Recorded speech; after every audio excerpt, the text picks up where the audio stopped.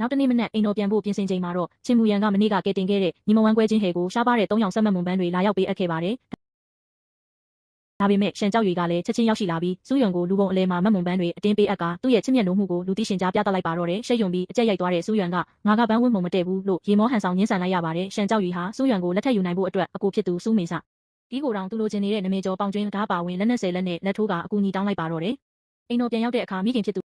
ဟာလူကုန်အလဲမှာရှန်ကြောက်ရွေရဲ့ပန်းပေးခြင်းကိုခံခဲ့ရတဲ့စူးယွန်ကိုအရှက်မရှိပြုမှုလေဆိုပြီးဒေါသတကြီးစုပူချိန်မောင်းကဘိုးဘေးခန်းမှာဒူးထောက်ပြစ်ဒဏ်ခတ်လိုက်ပါတယ်။မောင်ထုထဲမှာတယောက်တည်းပိုက်စာနဲ့ဒူးထောက်နေရတဲ့စူးယွန်စီကိုညီမဝမ်းကွဲချင်းဟဲကမုံတွေယူဆောင်လာပေးခဲ့ပါတယ်။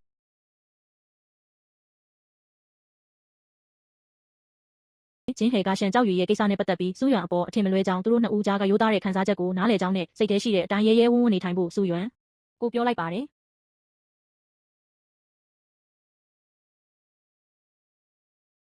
ပြစ်ဒဏ်ဆေးသွားတဲ့နောက်အကိုဖြစ်သူစူးမင်းရှိကစူးယွန်စိတ်ပြေလက်ပြောက်ဖြစ်စေဖို့အတွက်ရေကန်ထဲမှာလှေစီးထွက်ဖို့ခေါ်ဆောင်သွားခဲ့ပါတယ်။ဒါပေမဲ့လှေပေါ်ရောက်တဲ့အခါအကိုဖြစ်သူနဲ့စေကန်မလေးတို့ကမုတ်ဝယ်ဖို့ဆိုပြီးလှေပေါ်ကဆင်းသွားကြပြီးအထဲမှာစောင့်ဆိုင်နေတာကဗိုလ်ချုပ်ရှန်ကြောက်ရည်ဖြစ်နေမှန်းသိလိုက်ရပါတယ်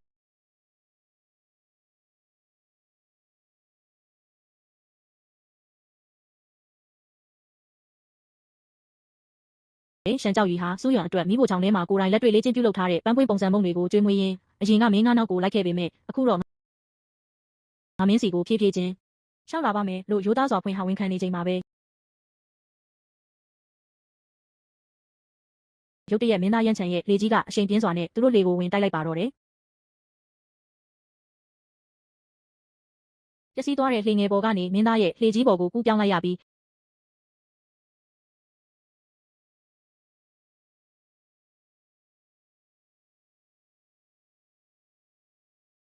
းလှေပေါ်မှာမင်းသားရန်ချန်နဲ့ဗိုလ်ချုပ်ရှန်ကြောက်ရည်တို့ဟာစူးယွန်ကိုအနိုင်ရယူမဲ့သဘောနဲ့တင်းမာစွာစစ်တူရင်ထိုးကြပါတော့တယ်။အကွက်တွေအကျိတ်အနေဖြစ်နေချိန်မှာမင်းသားကစူးယွန်ကိုသူ့အစားစစ်တူရင်တကွက်ရွှေ့ခိုင်းလိုက်ရမချင်းမှတ်ပဲအနိုင်ရသွားခဲ့ပါတယ်။မင်းသားကအလွန်တန်ဖိုးကြီးမားလာတဲ့အမှောင်ထဲမှာလင်းလက်တဲ့ပလဲဆန်ထိုးကိုစူးယွန်ကိုစုအဖြစ်ပေးလိုက်ပါတယ်။ဒါကိုဘေးကနေမနာလို့မရှုစိမ့်ဖြစ်နေတဲ့မင်းကြီးရဲ့အမတ်သမီးရှက်ကျင်နေကစူးယွန်နောက်ကိုလိုက်သွားပြီးယောက်ျားတွေကိုမြှူဆွဲတဲ့ကောက်ကျစ်တဲ့မိန်းမလို့ကွယ်ရမှာစော်ကားပါတော့တယ်။စူးယွန်ကလည်းမကြောက်မရွံ့ပဲမင်းလိုချင်ရင်ယူလိုက်လေမင်းကသာပါဇက်နဲ့လေလုံးထွားပြီးမင်းသားရဲ့အိယာပေါ်တော့မတက်နိုင်တဲ့မိန်းမပါလို့ပြန်လေတုတ်ပြန်လိုက်ရကနေမင်းကလေးနှစ်ဦးအခြေတင်ရုံရင်းဆန်ခတ်ဖြစ်ပြီးရေထဲကိုပြုတ်ကျလူနီးပါးဖြစ်သွားခဲ့ရပါတော့တယ်။ရေကန်ထဲမှာရုံရင်းဆန်ခတ်ဖြစ်သွားပြီးနောက်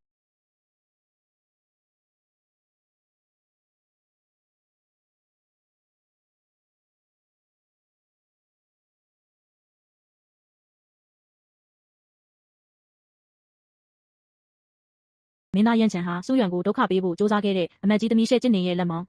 ကိုဘာကြောင့်ပြချက်မှမပေးဘဲရဲရဲဆက်ဆက်ချိုးဖက်အပြစ်ပေးလိုက်ပါတယ်။ပြီးနောက်ရှက်ကျင်နေကိုအိမ်တော်စီပြန်ပို့ခိုင်းကအပြစ်မထွက်ဘဲအနားယူနေဖို့အမတ်ကြီးထံတင်းမာစွာတတိပေးလိုက်ပါတော့တယ်။ထိုစဉ်ဗိုလ်ချုပ်ရှန်ကြောက်ရည်ကစူးယွန်ကိုကယ်တင်ပေးခဲ့တဲ့အတွက်မင်းသားကိုကျေးဇူးတင်စကားလာရောက်ဆိုတဲ့အခါမင်းသားရန်ချန်ကအရင်တုန်းကစူးယွန်ကိုယွန်ရှာပြီးရှောင်ဖယ်နေခဲ့တဲ့လူကအခုမှဘာလို့လာအေးလုံနေတာလဲလို့စကားနာထိုးလိုက်ပါတယ်။ရေထဲပြုတ်ကျပြီးအေးမိကအပြင်းဖြားသွားတဲ့စူးယွန်ကိုအကိုဖြစ်သူစူးမင်းရှိကအိမ်တော်စီအမြန်ဆုံးခေါ်ဆောင်သွားခဲ့ပါတယ်။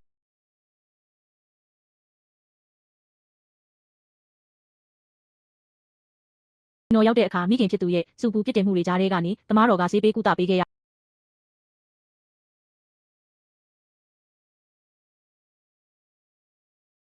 ပါတယ်။ညနေချိန်မှာတော့ဗိုလ်ချုပ်ရှန်ကြောက်ရည်ဟာစူးယွန်ကိုစိတ်မချနိုင်လို့အိမ်တော်တိုင်းကိုကြော်တက်ကလျှို့ဝှက်လာရောက်ကြည့်ရှုခဲ့ပါတယ်။ရှန်ကြောက်ရည်ရဲ့လက်ဖွားကိုထိတွေ့မိချိန်မှာတော့စစ်ရေးလေ့ကျင့်ထားလို့ဖြစ်ပေါ်နေတဲ့အမာရွတ်တွေကိုစူးယွန်သတိပြုမိသွားပြီးအဲ့ဒီအမာရွတ်တွေဟာတရားထိုင်တဲ့တခင်မဟဲ့ရဲ့လက်ဖွားကအမာရွတ်တွေနဲ့ထပ်တူကြနေတာကိုရိပ်မိသွားကတခင်မဟဲ့ဟာလည်းပျောက်ဆုံးနေတဲ့တစိပ်ပြားနဲ့ပတ်သက်ဆက်နွယ်နေမှန်းရိပ်စားမိလိုက်ပါတယ်တစ်ဖက်မှာလည်းမင်းသားရန်ချန်ဟာသူ့နာမည်နဲ့စူးယွန်စီကိုအဖျားပြောက်ဆေးပို့ပေးခဲ့ပေမဲ့ကိုယ်တိုင်လာမကြည့်ပဲဆေးပဲပို့လိုက်လို့စိတ်ဆိုးသွားတဲ့စူးယွန်ကဆေးပလင်းကိုအပြင်ကိုလွှင့်ပစ်လိုက်ပါတယ်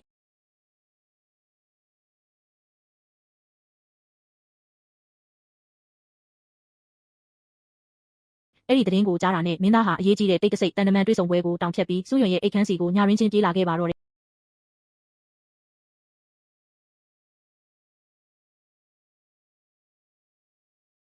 ်အခန်းထဲမှာသူတို့နှစ်ဦးစကားများကြရင်မင်းသားကစူးယွန်ဝတ်ဆင်ဖို့ပေးခဲ့တဲ့အဝတ်အစားတွေဟာတခြားမိန်းကလေးအဝတ်တွေမဟုတ်ပဲစူးယွန်ရဲ့အရွယ်အစားအတိုင်းအသစ်ချုပ်လုပ်ပေးထားတာဖြစ်ကြ အောင်ရှင်းပြခဲ့ပါတယ်မင်းသားကဆူးရွံကိုတခြားယောက်ျားတွေနဲ့ပတ်သက်ခြင်းမရှိဘူးတင်းကျပ်စွာသတိပေးပြီးနောက်မျက်နှာမှပြန်လည်ထွက်ခွာသွားခဲ့ပါတယ်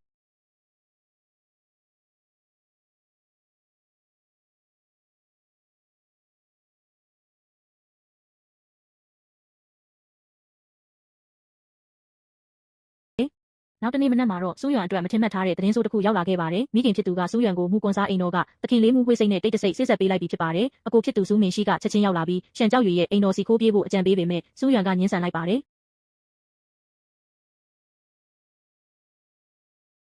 အကြောင်းကတော့မူလဝတ္ထုအယမှုကွန်စားဟာမကြခင်မှာယာရုကနှုတ်ထွက်ပြီးတမိသားစုလုံးစာတိမြေကိုအေးချမ်းချမ်းပြန်လည်ပြောင်းရွှေ့ကြမှာဖြစ်လို့ဒီစစ်ဆက်ပွဲဟာမြို့တော်ရဲ့သွေးထွက်တန်ယိုအာနာလူပွဲတွေကနေဘေးကင်းစွာထွက်ပြေးလွတ်မြောက်နိုင်မဲ့ရွှေခွင့်ရေးကြီးလို့စူးရွံကယူဆထားတာကြောင့်ပါ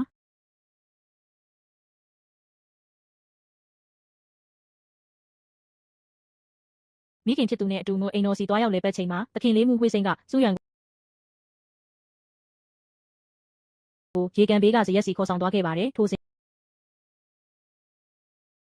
အစီကံမလေးတယောက်ကမိခင်ခေါ်နေတယ်ဆိုပြီးလာလိန်ခေါ်ချိန်မှာစူးရွံ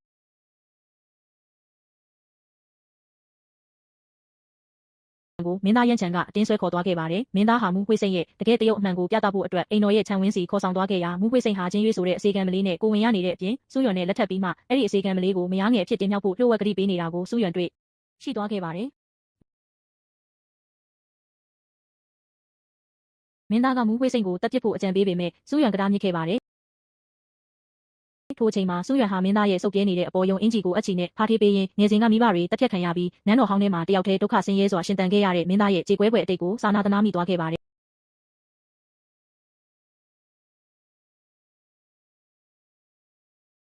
ပြားစက်ယုံနဲ့ပြန်ရောက်တဲ့အခါမှာတော့စူးရွံကမိမပြိုလေးကိုဖျက်ဆီးပြီးမှတခြားသူနဲ့လက်ထပ်ဖို့ကြံစီတဲ့လူယုံမှာအကြောင်းပြဆက်ကိုရွေးချယ်ခိုင်းပြီးမူခွေးစိန်ကိုတွယ်ဝိုက်တဲ့နည်းနဲ့ပညာသားပါအဆက်ခွဲလိုက်ပါတော့တယ်ကနေတရှိနေတဲ့မင်းသားရန်ချန်ဟာစူးရွံကိုတက်တော်ဆောင်တယောက်ရရှိစေဖို့အတွက်နာမည်ကျော်သူရဲကောင်းခုံရှိနဲ့စုံတွေ့နိုင်မဲ့လမ်းကြောင်းကိုလျှို့ဝှက်ဖန်တီးပေးလိုက်ပါတယ်စူးရွံဟာလမ်းကြားတစ်ခုမှာမိခင်ဖြစ်သူရဲ့အသက်ကိုကယ်တင်ဖို့အတွက်ရှားပါးဆေးမြစ်ချီလင်သွေးကိုရဖို့အသေးအတန်တောင်းပန်နေပြီးဆေးဆိုင်ရှင်တွေရဲ့ရိုက်နှက်မှုကိုခံနေရတဲ့ဟုံရှိကိုမမျှော်လင့်ပဲတွေးဆုံလိုက်ရပါတယ်နောက်တစ်ချိန်မှာအလွန်စွမ်းအားကြီးတဲ့စစ်သူကြီးဖြစ်လာမဲ့ဟုံရှိကိုမြင်လိုက်ရတဲ့စူးရွံဟာသူ့ကိုကယ်တင်ပြီးတက်တော်ဆောင်ဖြစ်သိမ်းသွင်းဖို့ဆုံးဖြတ်လိုက်ပါတယ်ဒါပေမဲ့အရင်နေရာတွေမှာငွေတွေသုံးဆွဲထားခဲ့လို့သူမစီမှာငွေအလုံးလောက်မကျန်တော့ပါဘူးအရေးပေါ်အခြေအနေဖြစ်နေတာကြောင့်စူးရွံဟာမင်းသားရန်ချန်ပေးထားတဲ့အဖိုးတန်ညာလင်းပလဲဆန်ထိုးကိုပေါင်တန်တိုက်မှာငွေပြား900နဲ့အပေါင်ထားပြီးဆေးပိုးပေးကဟုံရှိရဲ့မိခင်အသက်ကိုကယ်တင်ပေးခဲ့ပါတယ်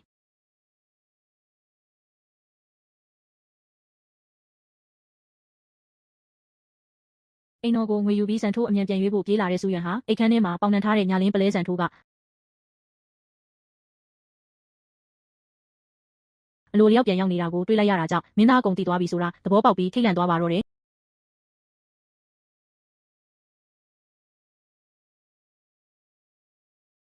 မင်းသားရန်ချန်ဟာသူ့ရဲ့အဖိုးတန်ဆန်ထိုးကိုတခြားယောက်ျားတစ်ယောက်အတွက်ပေါင်နှံလိုက်တယ်ဆိုတာသိရတဲ့အခါဒေါသအလွန်မင်းထွက်ကစူးရွံရဲ့အခန်းစီကိုလူတက်ငွေတွေနဲ့ဒေါသတကြီးဝင်ရောက်လာခဲ့ပါတယ်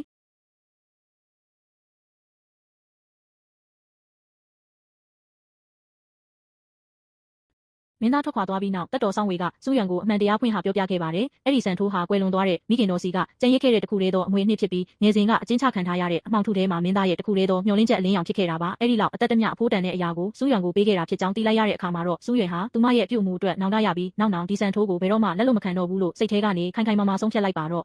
တယ်။